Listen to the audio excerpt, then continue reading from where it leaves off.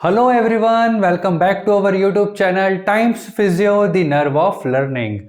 I am Dr. Vibhor Bakliwal, Physical Therapist. आज हम discuss करेंगे पिरिफॉर्मिस सिंड्रोम। पिरिफॉर्मिस सिंड्रोम एक मोस्ट कॉमन कंडीशन है। अगर आप स्टूडेंट हैं, इंटर्नशिप कर रहे हैं या किसी क्लिनिक पे जॉब करते हैं या आप ग्रेजुएट हो चुके हैं, आपका खुद का क्लिनिक है, तो आप देखोगे कि 10 में से 2 पेशेंट तो आपको सियाटिका, डिस्क बल्ज या पेरिफॉर्मिस सिंड्रोम के देखने को मिल जाएंगे। तो आज के लेक्चर में हम डिटेल में डिस्कस करेंगे पेरिफॉर्मिस सिंड्रोम क्या होता है, कैसे होता है, क्या सिम्टम्स है, क्या साइन है। तो लेक्चर को ध्यान से अटेंड करना, कुछ भी लिखने की जरूरत नहीं है। मैंने आपके लिए नोट्स बनाए हैं, तो क्लास कंप्लीट होने के बाद नोट्स को आप डाउनलोड कर लेना, लिंक डिस्क्रिप्शन में है। तो चलिए शुरू करते हैं लेक्चर को। पिरिफॉर्मिस सिंड्रोम क्या होता है, सबसे पहले हम इसकी डेफिनेशन को डिस्कस करेंगे। Piriformis syndrome is a neuromuscular condition. Piriformis syndrome क्या है? एक न्यूरोमस्कुलर कंडीशन है। न्यूरोमस्कुलर कंडीशन क्या होता है? न्यूरोमस्कुलर वर्ड का मतलब क्या होता है? जिसमें नर्व का इन्वॉल्वमेंट भी होगा और मसल्स का इन्वॉल्वमेंट भी होगा। तो ऐसी कोई कंडीशन जिसमें नर्व भी इन्वॉल्व होती है और मसल भी इन्वॉल्व होती है, उसको हम बोलते हैं न्यूरोमस्कुलर कंडीशन।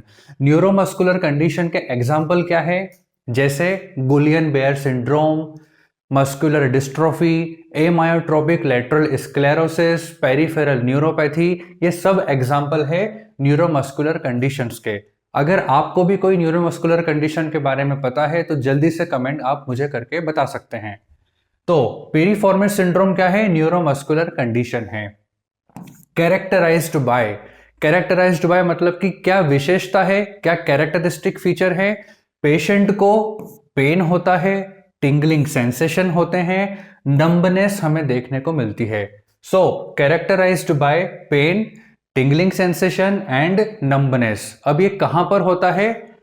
इन बटक, जिसको हम ग्लूटियल रीजन भी कहते हैं। तो in buttock that may radiate up to the hip, posterior aspect of the thigh and the proximal portion of the leg।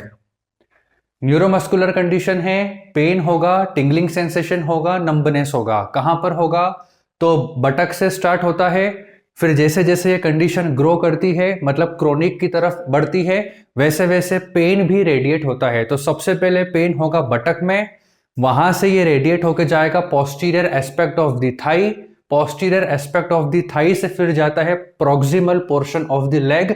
और समटाइम्स अगर मान लीजिए कंडीशन बहुत ही ज्यादा खराब हो चुकी है, क्रोनिक बन चुकी है, ठीक है, तो पेशेंट को बटक से लेके पूरे फुट तक जो है कंटिन्यूसली पेन होता है। इसी को हम डायग्राम में एक बार अच्छे से देख लेते हैं, ठीक है। पेरिफॉर्मिस सिंड्रोम में क्या हो रहा है कि पेन जो है वो सबसे पहले स्टार्ट होगा आपके बटक से। चूंकि ये कंडीशन अचानक से डेवलप नहीं होती है, ग्रेजुअली डेवलप होती है, तो यहां पर जो पेन का हमें पैटर्न देखने को मिलता है अकॉर्डिंग टू कंडीशन के हिसाब से। जैसे मान लीजिए कोई इंडिविजुअल है, उसको भी पेन हो रहा है, तो वो 2-3 दिन तक तो कुछ ट्रीटमेंट ही नहीं लेगा। उसको लगेगा कि यार नॉर्मल पेन है, रेस्ट करूंगा, पेन खत्म हो जाएगा। तो 2-3 दिन तो इसमें निकल गए। फिर अगले हफ्ते उसका पेन और बढ़ता है, तो फिर वो घर पे ही कुछ दवाइयां ले लेता है, ट्यूब्स लगा लेता है, क्रीम लगा लेता है, उससे भी ठीक नहीं होता। तो ऐसे करते करते 1-2 हफ्ते निकल जाते हैं। तो ये कंडीशन अचानक से डेवलप नहीं होती है, धीरे धीरे प्रोग्रेस करती है। और जैसे जैसे ये कंडीशन प्रोग्रेस करती है, पेशेंट के सिम्टम्स भी हमें देखने को मिलते हैं। तो पेन पैटर्न क्या है? बटक से स्टार्ट होगा, फिर कंडीशन बढ़ेगी, ठीक है, पेशेंट से पेन टॉलरेट नहीं होगा, तब तक टाइम भी निकल चुका है, तो ये पेन बटक से अब posterior aspect of the thigh में आ चुका है, वहां से रेडिएट होके proximal part of the leg में आएगा, और फिर आखिरी में हमारे पूरे पैर में हमें पेन फील होगा। ये पेशेंट के जो पेन है उसका पैटर्न होता है। चलिए, तो अब डिस्कस करते हैं पेरिफॉर्मिस सिंड्रोम होता क्यों है, क्या कॉज है। It is caused by the compression of sciatic nerve as it is passes under the piriformis muscle। पेरिफॉर्मिस syndrome क्या होता है? हमारे जो sciatic नर्व है, वो sciatic नर्व जब कंप्रेस होती है तो उसकी वजह से पेन होना, इरिटेशन होना, टिंगलिंग सेंसेशन है, नंबनेस है, बर्निंग पेन है, ये सब हमें देखने को मिलता है। और इसी को थोड़ा सा और हम डायग्राम की हेल्प से डिटेल में समझते हैं। स्क्रीन पे आप देख रहे हैं डायग्राम, ये जो मसल है ये कौन सी मसल है, हमारी पेरिफॉर्मिस मसल है। अब हमारी जो शायाटिक नर्व होती है ये पेरिफॉर्मिस के नीचे प्रेजेंट होती है, मतलब उसके अंदर। जैसे ये आप देख सकते हो, ये पेरिफॉर्मिस मसल है और ये पैन है शायाटिक नर्व। तो ऊपर क्या है, मसल है, और मसल्स के नीचे क्या है, हमारी नर्व है।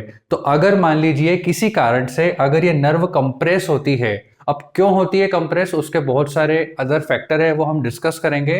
तो अगर हमारी शियाटिक नर्व कंप्रेस होती है, तो कंप्रेस होगी तो क्या होगा, पेशेंट को पेन होगा, इरिटेशन होगा, सिम्टम्स हमें देखने को मिलेंगे। तो क्या कॉज है, it is caused due to the compression of sciatic nerve. Piriformis syndrome को डिस्कस कर रहे हैं तो पेरिफॉर्मिस मसल की एनाटॉमी भी हमें पता होनी चाहिए।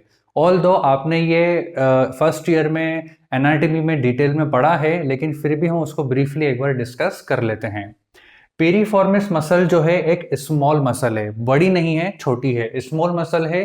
कहाँ पे प्रेजेंट होती है, लोकेटेड डीप इन द बटक, बटक मतलब कि gluteal region, behind the gluteus Maximus. हमारी जो सबसे बड़ी मसल है ग्लूटियल रीजन की, कौन सी है, gluteus Maximus.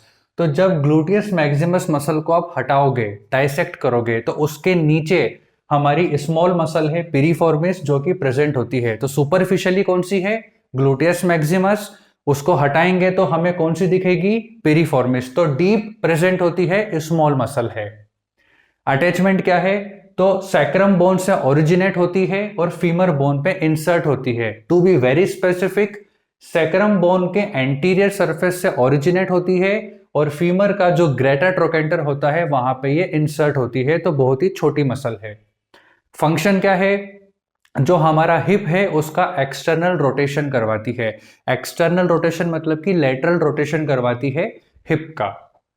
In majority of population, the sciatic nerve passes vertically beneath the piriformis muscle and therefore it is easily affected by this muscle.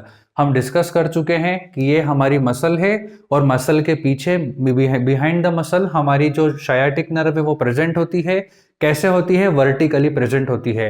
तो अगर पेरिफॉर्मिस मसल में कुछ भी पैथोलॉजी होती है या किसी कारण से अगर हमारी शियाटिक नर्व कंप्रेस होती है तो हमें सिम्टम्स देखने को मिलते हैं, जैसे पेन है, शार्प शूटिंग पेन है, टिंगलिंग सेंसेशन है, नंबनेस है, ये सब हमें देखने को मिलेगा।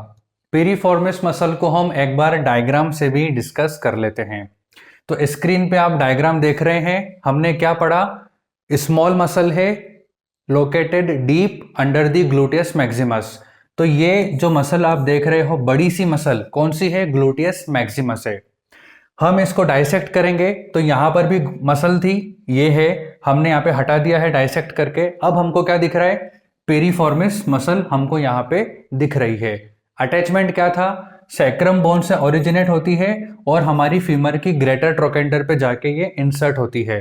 तो it is a small muscle, आप देख सकते हो, located deep under the gluteus Maximus. तो ग्लूटियस मैक्सिमस को हटाएंगे तो हमको पेरिफॉर्मिस मसल दिख रही है। अब पेरिफॉर्मिस मसल के अंडर शायाटिक नर्व पास होती है वर्टिकली। तो ये जो येलो कलर का आप स्ट्रक्चर देख रहे हो, ये क्या है, ये शायाटिक नर्व है। अब इस मसल में अगर मान लीजिए कोई पैथोलॉजी हो जाती है, मसल की इंजरी हो जाती है या कोई अदर पैथोलॉजी हो जाती है या किसी कारण से शायाटिक नर्व कंप्रेस होती है तो हमें सिम्टम्स देखने को मिलते हैं। अब डिस्कस करते हैं aetiology of piriformis syndrome. Exact cause हमें नहीं पता कि पेरिफॉर्मिस सिंड्रोम क्यों होता है, लेकिन बहुत सारे as a predisposing factor है जिनकी वजह से ये कंडीशन हो सकती है। कौन कौन से हैं, नंबर 1, पेरिफॉर्मिस मसल स्पाज्म। अगर हमारी पेरिफॉर्मिस मसल में स्पाज्म आ जाता है उसकी वजह से भी हमारी नर्व कंप्रेस हो सकती है और हमें सिम्टम्स देखने को मिल सकते हैं। Piriformis muscle tightness in response to injury और स्पाज्म। अगर मसल में स्पाज्म आया है तो मसल टाइट हो जाएगी, या इंजरी होती है, ट्रॉमा होता है, तो उसकी वजह से भी हमारी शियाटिक नर्व अफेक्ट होगी और हमें सिम्टम्स देखने को मिलेंगे। स्वेलिंग होती है मसल में या इन्फ्लामेशन होता है तो भी हमें यह कंडीशन देखने को मिल सकती है। इसके अलावा प्रोलोंग सिटिंग, ऐसे बहुत सारे इंडिविजुअल्स है जो बिना ब्रेक के घंटों तक एक ही पोजीशन में बैठे रहते हैं। 8 घंटे, 10 घंटे, 12 घंटे। तो जब प्रोलॉन्ग सिटिंग करते हैं तो उनका पोस्चर भी बिगड़ता है, ठीक है, प्रेशर भी ज़्यादा लगता है पेल्विक एरिया पे, स्ट्रेस आता है, कंप्रेशन होता है, और उसकी वजह से ये कंडीशन हमें देखने को मिल सकती है। लास्ट है प्रेगनेंसी। प्रेगनेंसी की वजह से भी कई बार हमें पेरिफॉर्मिस सिंड्रोम या शियाटिका की कंडीशन देखने को मिलती है। क्या रीज़न है, क्यों देखने को मिलती है, ये आपका होमवर्क है, आप मुझे कमेंट सेक्शन में कमेंट करके बताएंगे। अब हम डिस्कस करते हैं क्लिनिकल प्रेजेंटेशन। अगर आपके पास पेरिफॉर्मिस सिंड्रोम का कोई पेशेंट आएगा तो आप जब असेसमेंट बनाओगे तो आपको क्या साइन सिम्टम्स देखने को मिलेंगे, डिस्कस करते हैं। Acute pain and tenderness in gluteal region. अगर पेशेंट एक्यूट कंडीशन में आया है तो उसको एक्यूट पेन देखने को मिलेगा। बाकी आप असेसमेंट ले रहे हो, पाल्पेशन कर रहे हो, उसका जो ग्लूटियल रीजन है वहां पर आप पाल्पेट करोगे तो आपको टेंडरनेस देखने को मिलेगी। Burning pain, sometimes sharp shooting pain. Depend करता है कि पेशेंट किस कंडीशन में आया है, एक्यूट कंडीशन में आया है या क्रोनिक आया है, उसके अकॉर्डिंग जो पेन है वो भी चेंज आपको देखने को मिल सकता है। तो बर्निंग पेन भी देखने को मिलता है, समटाइम्स शार्प शूटिंग पेन भी देखने को मिलता है। नंबनेस और टिंगलिंग सेंसेशन हम ऑलरेडी डिस्कस कर चुके हैं। समटाइम्स पेन जो है रेडिएट होता है down the leg along the course of the sciatic nerve. हमारी शयाटिक नर्व वर्टिकली जो है पास हो रही है, तो जहां जहां वो जाती है वहां वहां पेन जो है रेडिएट होता है, डिस्कस कर चुके हैं। बटक से स्टार्ट होता है, फिर posterior aspect of the thigh, proximal portion of the leg, और फिर पूरे नीचे तक पेशेंट को पेन होता है। पेन कब बढ़ेगा, तो पेन एग्रीवेट्स होता है जब पेशेंट स्टेयर क्लाइंबिंग कर रहा है, सीढ़ियां चढ़ रहा है, या प्रोलॉन्ग सिटिंग है, एक ही पोस्चर में घंटों तक बैठा हुआ है तो भी उसका पेन बढ़ेगा। रनिंग कर रहा है तो भी उसका पेन बढ़ेगा। समटाइम्स रनिंग में पेन नहीं होता, लेकिन अगर क्रोनिक कंडीशन है तो रनिंग कर रहा है तो भी उसका पेन बढ़ेगा। या लॉन्ग स्टैंडिंग, लंबे समय तक खड़ा है, ठीक है, जैसे पुलिस वाले होते हैं खड़े रहते हैं, तो उनको भी ये कंडीशन हो सकती है। पेन कब डिक्रीज होगा, जब पेशेंट रेस्ट करेगा, जैसे मान लो सो रहा है, रेस्ट कर रहा है, तो उसका पेन कम हो जाएगा। वॉक कर रहा है, वॉक मतलब नॉर्मल वॉकिंग कर रहा है, तो उसको पेन कम महसूस होगा। या मान लीजिए कोई सामान गिर गया नीचे और उसको उठाने के लिए वो झुकता है और उसके नी को बेंड करता है, नी बेंड है और फिर झुक रहा है, मतलब कि हैमस्ट्रिंग पे जो प्रेशर था वो कम हो गया, पेल्विक पे जो स्ट्रेस आ रहा था वो कम हो गया। तो अगर किसी सामान को उठाने के लिए झुकते हैं और नी को बेंड करके उठाते हैं तो भी पेशेंट को जो सिम्टम्स है, जो पेन है, उसको वो कम महसूस होगा। Reduced range of motion of hip joint. Obviously अगर आप असेसमेंट लेते हो, एसएलआर टेस्ट आप अप्लाई करोगे और भी अदर स्पेशल टेस्ट आप अप्लाई करोगे, तो आपको क्या देखने को मिलेगा कि हिप जॉइंट का जो रेंज ऑफ मोशन है वो रेंज ऑफ मोशन कम हो चुका है, मतलब जो नॉर्मल रेंज ऑफ मोशन होता है वो नहीं है, उससे कम हो चुका है। चलिए अब डिस्कस करते हैं how to diagnose piriformis syndrome. कैसे करेंगे, या आपको डिफरेंशियल डायग्नोसिस बनाना है तो आप क्या करवाओगे।